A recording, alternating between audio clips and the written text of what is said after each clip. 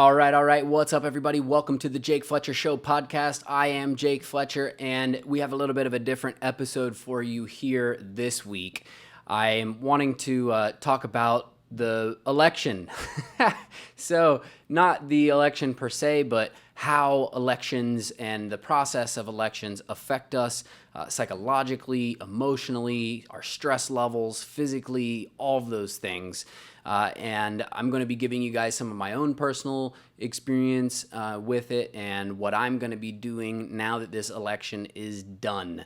Okay, but first, look at my studio. How cool are my sound panels here in my little studio work from home office situation here. Got a new whiteboard up, so we'll be doing some whiteboard videos on my channel as well. So I'm excited for all of that. But yeah, let's jump into it. I don't want to make this one a super long one because the point that I want to make is somewhat concise, and that is that it's probably for the best for most people if you either cut politics and news completely out of your media consumption diet, or almost nearly cut it out. And I can speak from experience from this. And the reason why I got the idea to do this episode is because it was a couple weeks ago. I was sitting on my couch and I was watching some kind of story about the news, politics or whatever, about the election. And my Garmin watch here notified me for the first time ever that my stress level was high.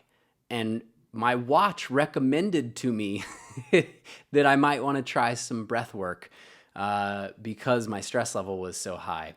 And man, if it doesn't occur to you that politics is stressful, nothing will drive that point home and hit you like a ton of bricks than your watch telling you basically that that these elections are stressing you out so much that it's measurable, right? So that's how I got the idea to do this episode. And I want to speak to also a greater topic of not just cutting out or reducing our consumption of politics in our media diet, but also just reducing our consumption of social media and media in general. Now, disclaimer, I am horrible at this, which is one reason why I wanted to talk about it, because I have had experiences in the past. Like, for example, I think it was around a year ago, I cut news about politics out of my media consumption completely for a solid 5 or 6 months. Okay. And instead of watching any news videos about politics or anything like that, I was watching only videos that I can learn things from. Videos about real estate, about investing, about economics, finance, about entrepreneurialism, and different aspects of running a business and specific things as well. And man, it was a great 6 months or so, and I really was glad that I did that. And then the election season started. And all of that kind of went to hell, because I am definitely someone who, I guess, I enjoy politics, man, to put it quite simply. I don't love everything about politics and politicians, obviously, but I care a lot about politics. I care a lot about the policies. I care a lot about the way that they affect us and our world and our society and stuff. So I really do like to stay informed on that kind of stuff. And obviously, like everyone else, I have a political opinion as well. I don't want to put that front and center in my YouTube channel and my videos and stuff, because my political opinion is irrelevant. Even on the news program that I do, the U.S. Real Estate News, I just did an election wrap up on there, and I definitely gave my strong opinion on things. But at the end of the day, I'm just giving my opinion on stuff because it's my channel, and if I want to say it, then I'll say it, straight up. And if you don't like it, you don't have to watch my videos. It's pretty easy. But also, I feel like I try to do it in a way where I'm not just giving my opinions that are based only on subjective factors. I try to look at the objective facts, and I try to not just to outline what those facts are and express them to the audience, but also to give my opinion on those facts, right? So go watch that video if you want to see a little bit more about my political perspective and how I've viewed the changes that may be coming in real estate due to a Joe Biden presidency. And yeah, I think it's a good U.S. real estate news episode that just came out. So check it out. Now, back to the topic at hand. My watch is telling me, dude, you're too stressed out. I know in my brain that I have cut politics out of my media consumption in the past, and it worked out great, right? But then I slipped back into it, like I said, because I honestly care and I like to be informed about that kind of stuff. Partly so that I can be knowledgeable about it for my own sake, and also partly so that when other people talk about it, I know if they're bullshitting me or if what they're saying is true. And if they don't know something, then I can help to educate them as well, because obviously, I am an educator to some extent. Before I was in real estate, I was an educator by profession, in addition to being a musician. But, I do find value in that. But what I find more value in is my health and well-being. And I think that, my opinion, and I believe there's a lot of research that backs this up, is that stress is a killer, man. Stress will age you in a heartbeat, and it'll shorten your years by a lot, right? So one of my goals since getting into real estate, getting out of the music industry, because the music industry was so stressful, one of my goals was to eliminate and reduce as much stress from my life as possible, and not to let little things get me stressed out. Again, I'm not good at this yet, but it is one of my goals. So knowing that I want to reduce stress, listening to anything about politics and having my watch buzzing at me is obviously directly in contradiction to that. And it's not healthy. It's not healthy for me. It's not healthy for most people, right? And as a side note too, where you're getting your news from also matters a lot, because, for example, there are people in news that are very inflammatory and emotional and so on and so forth. And those type of people are going to get your stress levels up higher than somebody who is like we'll just say like a Walter Cronkite, who's just, giving you the straight information without getting emotional about it. Now, put this on vibrate here real quick. Thought it was already. So, that being said, definitely the source plays a role. But just the topic of politics is enough to get your blood pressure raising, get your stress levels high. And when you're too stressed out for too long, you're literally subtracting time from your life, like straight up, and inviting other health problems as well.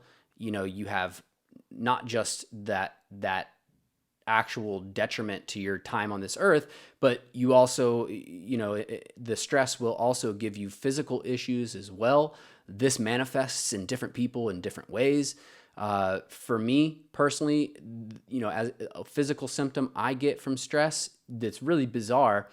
Since I was a kid, whenever I'm very, very stressed out, I start to get a little bit of an eye twitch, which is kind of funny. But that's how I know, like, boom, dude, you're stressed out. Relax. Take a deep breath.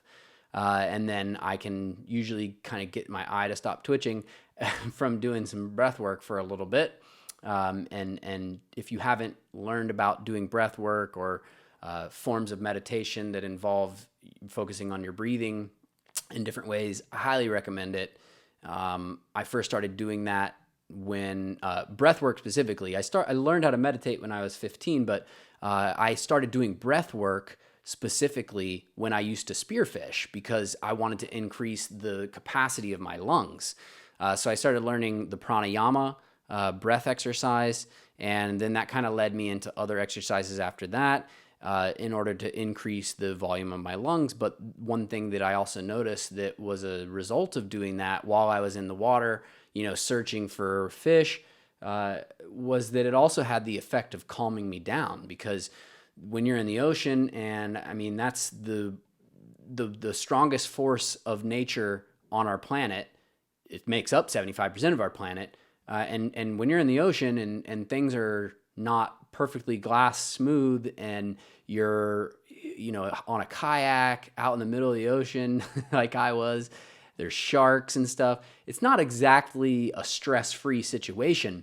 So when I was doing these breathing exercises, getting ready to dive, I noticed that I would calm down a lot. Like my heart rate would go down. I would feel more relaxed. I would feel ready to conquer whatever might happen in the next moment. And it's a very real thing. It's not one of these, like, it's not crystals and whatever chakra healing, light Reiki energy stuff. Not to knock any of that stuff. I mean, if it works for you, great, hit it up. But it's not an ethereal make-believe thing. It's very, very, very, very real. And I cannot stress the benefit of it enough. Okay. So all that being said, okay, my plan going forward, I have now decided, since the election is over, that I'm going to be again cutting politics out of my diet. All right. It's been officially 2 days.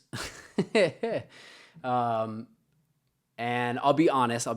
I watched one political video in those 2 days because I saw a headline that I just had to click, right? But I don't foresee it being especially difficult going forward, because I know I did it in the past for 6 months, and I did it cold turkey at that point in time, and it was actually really easy, and I really enjoyed it, right? So that's what I'm planning on doing going forward to protect my own sanity, my own health, both physical and mental, and emotional. I guess that's part of mental, but worth noting, because I don't want some external factors that I really don't have much control over, other than casting my one singular vote, to affect my life and my health and my existence so much in a negative way, right? And that's not saying to people who are very directly involved with politics that you should stop or whatever, because for some people, it is an activity that brings them peace of mind, or brings them solace, or that fulfills them in some way. And I can feel that to an extent, because I do feel fulfilled in knowing that I have a working knowledge that is greater than I guess average, and that is something that I can use to help people understand things better, and have interesting conversations and stuff like that. But at the end of the day, like I said earlier, the pros don't outweigh the cons. They really don't. And to kind of add on to this subject, another example of this in my life I can speak to is when I cut out social media. This was a few years back now, actually maybe more like 4 years. I just totally deleted all the Facebook and all those different apps from my phone. And I made it so that on my computer I was logged out of them. So if I wanted to get on or whatever, I needed to actually log in to go get on my desktop, log in, and get on it in order to get to my Facebook or whatever it was, Instagram, etc. And that was really effective for me. I know there are some people who they'll delete the apps and stuff, but then re-download them right away. And there's different, I guess, strategies that work better for different people. But for me, that was good. It was just, disable my ability to get on the apps by taking them on my phone, sign out, And it was again another good. I think it was more than 6 months that I had Facebook and Instagram and stuff off of my phone, and I probably checked my Facebook like less than 10 times during that like 7 or 8 month period, whatever it was, and didn't really bother me, did not really bother me at all. And so the reason that I decided to do that was because I had a bad habit that probably some of you might have, where I would wake up in the morning. First thing I would do, I would roll over, turn off my alarm, and then open up social media app, right? Whether it was Facebook or Instagram or whatever it was. Never really been too huge on Twitter, although I do have a Twitter page. I have a LinkedIn, but again, maybe I'm bigger on LinkedIn than Twitter. Of course, YouTube, but that's not really social media. I had a Snapchat at one point. I think that might have been a part of the apps that I embargoed, shall we say. And the cool thing about this that so I was backing up. So the reason why I did this, because I would wake up every morning and I would get on my phone and I would start scrolling or whatever. At that time, Facebook had just unrolled the video feed thing, whatever, I don't know what they call it, where like you watch a video and as soon as it stops, it flips up and goes to the next video. So they had just unrolled that feature, and dude, I would sit there and like get on a thread of interesting videos and just like waste an hour of my life. So I'd wake up early, and then next thing I knew, it would be like mid-morning, and I've just wasted like 30 minutes, 45 minutes, an hour and a half just scrolling on my phone for no reason at all, had no benefit in my life other than entertainment purposes. And when I realized that, man, I need to have better discipline, I need to have a better structure to the schedule of my day, I need to not waste time on these things that don't really benefit me, I just said, all right, well, screw it then. I'm going to delete them from my phone and I did the whole thing, right? So what was cool about that is, and what I didn't expect was not having those certain stimuli for that long of a time. Not only was it good for my mental health and peace and sanity and all that, and my schedule, my time management and everything, but it also had the unintended effect of sort of retraining my brain as to my personal relationship with the consumption of social media. So what I mean by that is, first and foremost, now I don't wake up and immediately get my social media going. I wake up and I get straight to my day. And it also, I realized that I would get on social media less throughout the day than I did before. Now, I obviously am guilty as anyone else of, randomly opening up Instagram, thoughtlessly opening up Instagram and just scrolling through it, right? And I'm working and trying to be more mindful about that because it is kind of a trap that you can fall into. But overall, I definitely spend way less time on social media just scrolling through my feed than I used to. Way less time, which is fantastic in my opinion. And most of the time that I'm on social media nowadays, I have a purpose, because obviously I'm a business owner, an entrepreneur, and realtor, etc. And when I'm on social media, I try to be focused on what I'm doing in order to implement business strategies, or posting marketing content, or whatever it is that I'm posting or commenting or interacting with people and stuff like that. So I try to have a purpose with it now, and that I think is a healthier relationship, and it works better for me. And I think that I can have, and you can have, we all collectively can have a similar relationship with politics, right? And that's why I've related these two things, is because now I'm looking at politics the same way. It's not as much about my time management, although it is definitely to a large degree, but primarily it's about my mental health, my peace of mind, and my own sanity, and just having the best mental health that I can. And the way that I'm planning on implementing this is just listening to different types of content, right? Substituting that bad habit, shall we say, with a good habit, right? So similar to like how I did last time, I cut out politics for 6 months. I started listening to a lot of, educational type videos to paint a broad brush stroke. And that's what I'm planning on doing again. And it's going to work and it's going to be great. And then probably once the next primary season comes around, I'll start listening to some more political videos. But I'm okay with that because it's ultimately going to help to foster a more healthy overall relationship, right? And this kind of goes to another philosophy of mine, that life is not about extremes. Much of life is about moderation and finding the compromise point. So in other words, it's not about being so extreme and cutting out politics forever and always. I'm never going to watch another video about politics again. It's more about finding a healthy relationship, a balance, where it's, similar to how I now I have a purpose when I get on social media.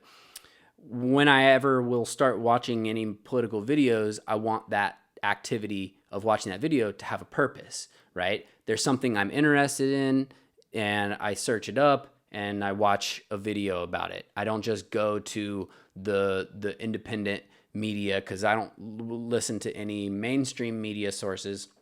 So I don't just go to the independent media source of my choice and just start, ravaging their video list. I specifically am seeking out a video about a certain topic because I heard about it, or I'm interested, or whatever happened, right? And that's it. And I don't go down the rabbit hole. I have a purpose, and once the purpose is done, I'm on to the next thing, right? And that's my strategy, man.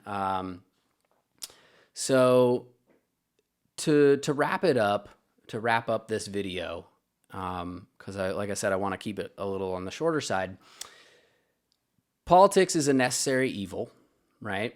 It's important especially if you're a business owner, but even as just citizens and of this country, it's important to be informed about what's going on.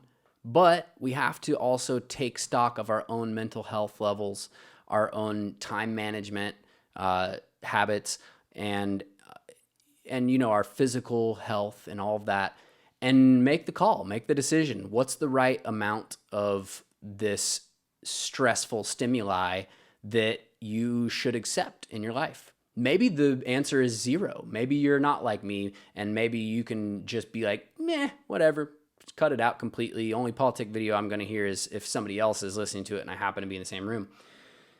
Or maybe you're like, hey, let me reserve Tuesdays at 5 p.m. from 5 to 6, maybe that works for you, making a dedicated time, to kind of wean yourself off or something like that. There's different strategies you could try like that, right? And you got to figure out what's right for you. What's right for me isn't necessarily right for you. But it's something that we need to take stock of, and we need to be honest with ourselves, and you got to ultimately take the action that's going to be most beneficial for you, because if not, then you're letting yourself get stressed out and you're letting your emotions be controlled by forces that you have very little control over, and ultimately you're detracting happiness and time from your life, and your watch might yell at you as well, which nobody wants that, so I hope you guys enjoyed this podcast episode. This is the Jake Fletcher Show, and I would love it if you would go ahead and hit subscribe, ring the bell to get notified anytime I drop videos. If you're on YouTube, if you're listening on another source, follow me, follow me on whatever you're listening to me on, and also follow me on Instagram, which is where I do most of my daily, postings, and I'm really into the Instagram stories and stuff. So you guys can check that out, and it's fun times. So my Instagram is @jake.miami. And that's it, man. Fletcher Group here in Miami. If you're looking to buy or sell real estate or know somebody who is, definitely make sure to give me a call. All my information is below, and I'll look forward to helping you out. And let me know in the comments what you guys think about this video. Let me know what you think about this topic.